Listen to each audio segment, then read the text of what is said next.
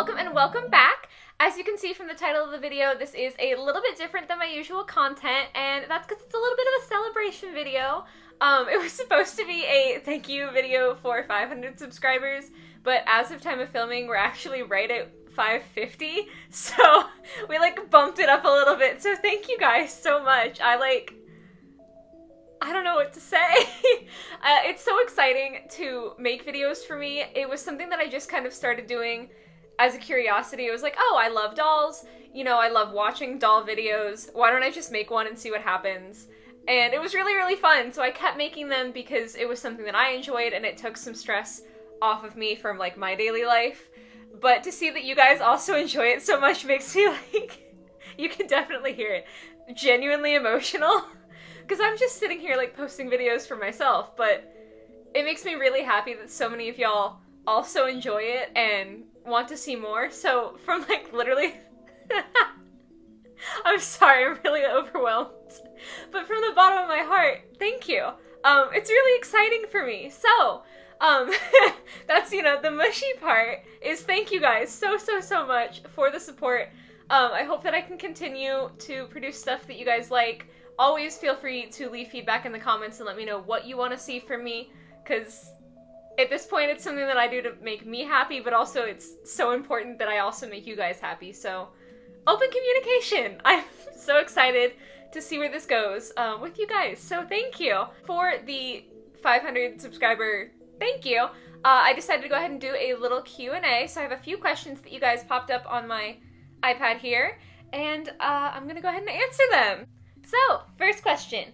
Both Claire the Great and then Sir2 Pumpkin Emoji wanted to know how I got into collecting dolls.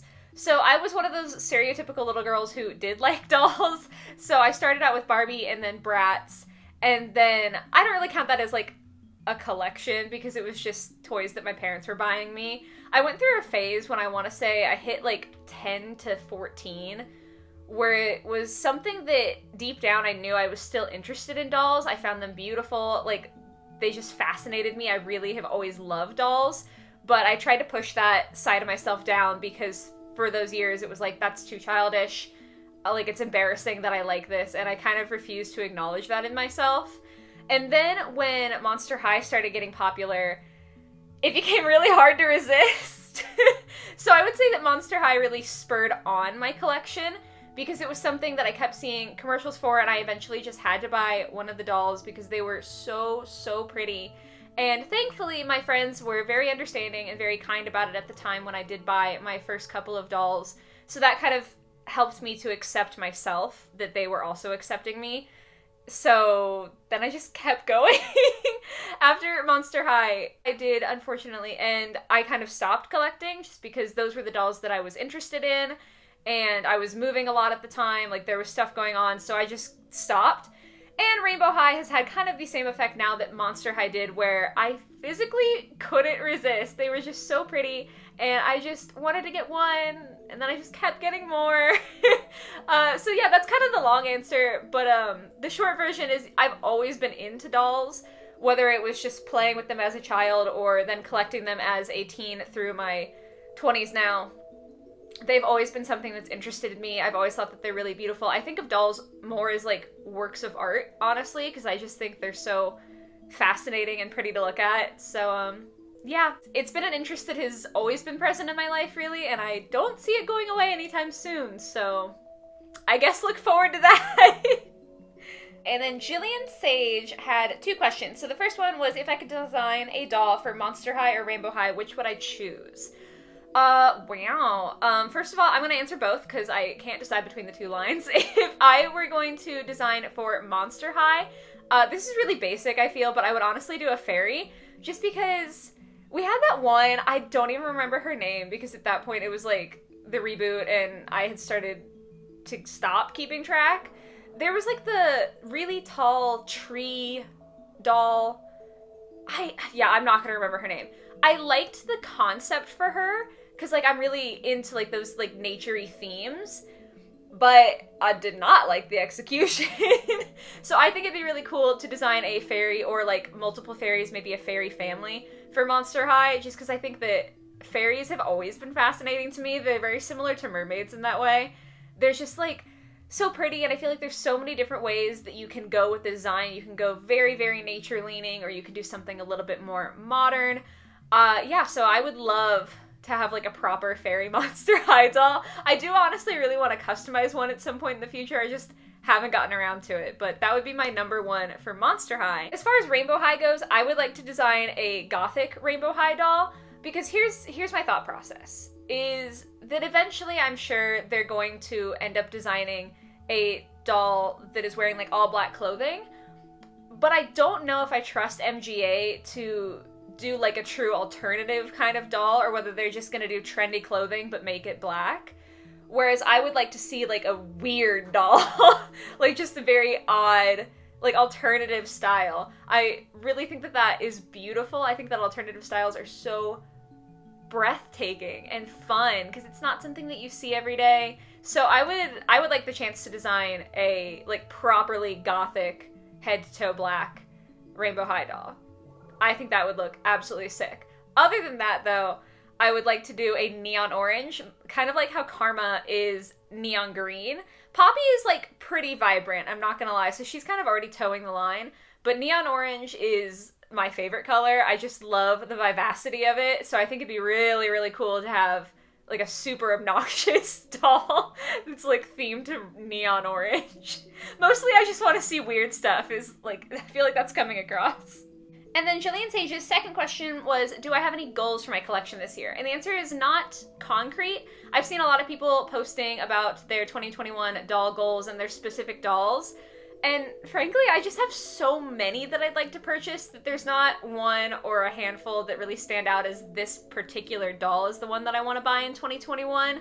More so, I have kind of a theme of doll that I'd like to purchase, and that's older ones. I actually have a video that I already filmed. I think it's going to come out next week, and it's a weird one, of an old Barbie doll that I repurchased that I had owned as a child. And I would like to do more of those, just because I've been really thinking about that recently, about dolls that I had as a kid that I got rid of when I went through my I'm too old for dolls phase that I'm aggressively regretting. But I would like to get some of those dolls. I would like to buy some Monster High dolls that I did miss out on. So just provided that there aren't an overwhelming number of really pretty new releases, I'd like to kind of build my collection from like the back end, I guess is a good way to put it, and kind of get some older dolls in there. So I hope that's still something that you guys would be interested in seeing, because I know it's not quite as fun as reviewing a new doll, but just on a personal level, I'd really like to reconnect with some of my old favorite dolls. So that's my answer for that one. Then this next question is not about dolls, but it's from Nina Joy, and she wanted to know how I keep my hair looking so healthy and pretty. And first of all, thank you. Like, thank you so much. But unfortunately, I do think a lot of it is the camera, especially my bleach side. Like, she's been through a lot, so she gets a little bit dry sometimes. So I do think that seeing me through the screen versus in person probably helps make my hair look better. But in general, I don't have like a super extensive hair care routine. Every once in a while I'll do a hair mask because I think they're fun and it's like a nice little bit of self-care for me. Mostly though, I just condition so much. I condition my ends literally all the time, and I'll condition my whole head pretty frequently as well. So I'm definitely not a hairstylist or a hair expert or anything like that. The only thing that I've got is that I try to keep my hair moisturized. I hope that helps, or I hope that answers the question. Then the final question from Hannah Montana was, what direction do I think that the toy industry will go into? And that's a hard one. That like really got me thinking when I read that. It's so hard to predict what's going to be happening and what's going to be like the next cool trend. But I think that I have thoughts on what I would like to see, and then thoughts on what I think will actually happen. What I would like to see is more diversity in general. We saw that that was a really big deal this past year. It's been a big deal with Rainbow High and some other brands as well. And I think that that's still going to be something that we're working on in the future. I think that that's like a long road. I do think that as far as like skin tone and hair color and like hair type and all that jazz, we're making progress, not everywhere and not always the best, but I do think that slowly the doll industry is getting to a better point that way. Obviously, I think the shining example is the LOL OMG dolls. As far as I'm aware those are the most diverse dolls that are currently on the market. So I think that stuff like that, they are so popular. I think that that's going to help push the diversity. I'd also like to see more diversity in terms of like LGBTQIA plus representation. I think that would be really, really cool. Mine immediately goes to the Creatable World dolls that came out a few years ago and then just kind of disappeared off the map. It's something where it's controversial because this is the world we live in and it's wild, but I think it would be really cool if we could get to a point in the future where dolls that don't have a set gender to not be a controversial topic, I think would be really, really cool. Because, you know, people who don't conform to the gender binary exist, and they deserve to be treated like people just like every other people. So having dolls that they can feel represented by and that frankly just look cool anyway. I know I'm going off on a tangent, but the Creatable World dolls honestly looked really awesome. I didn't buy any, but they look really cool. So like, it's not hurting anybody. I think it would be cool if the toy industry could get to a point where that sort of thing is just another release instead of it having to be this big, oh my gosh, can you believe that they did this? Like articles being written about it. That's my hope. What I actually think will happen in the toy industry has nothing to do with diversity, but I think that we're gonna see an ever-widening gap between like super, super budget dolls and then really nice dolls. I feel like the last time I kind of tuned into the doll collecting world with Monster High, there were obviously really expensive dolls and really cheap dolls, but there was like a good mid-range. I don't feel like all of the Monster High dolls were super, super expensive. Their budget lines also, at least at the beginning, weren't really bad budget lines. Like you could buy a swim class doll and it was still articulated. Even if it didn't have a stand, it was still a really nice doll. But I feel like now dolls are either getting more expensive or more cheap. So I think about like the fashionistas, how the quality has gone down drastically in those dolls. And then about, you know, Rainbow High, which for me in the US is still, it's like a mid-high range price. Like it's a little expensive, but for what they come with, I think that it's worth it. But I think that they're edging up there, you know, like they're getting to the point where they're a little bit more expensive than what I would consider like a normal price for a doll. And I think that we're going to see that gap continue to widen where your options are either like a really budget play doll or a really exorbitantly expensive doll that like actually looks good. And I'm curious about what's going to fill the void, because something eventually is going to have to fill that void. Like we're going to have to get a mid-range doll line at some point.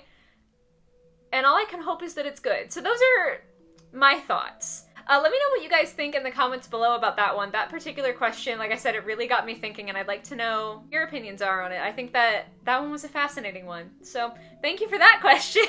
Thank you for all of the questions. I really appreciate everyone who did comment and ask me stuff for this video. It felt really odd to be making it and like kind of talking a little bit more about myself than a doll in front of me. But again, I really appreciate you guys supporting me, being interested in hearing about anything. And I hope that you stick around. I hope that I can continue to produce stuff that makes you guys happy, that makes me happy. I hope we're just having good vibes all the time on this channel. But yes, that is all I've got for you guys for today. Like I said, next week's going to be an interesting one, so look forward to that, I suppose. And in the meantime, I hope that you guys have a great rest of your day, night, week, all of that jazz, and I will see y'all in the next one. Bye, y'all.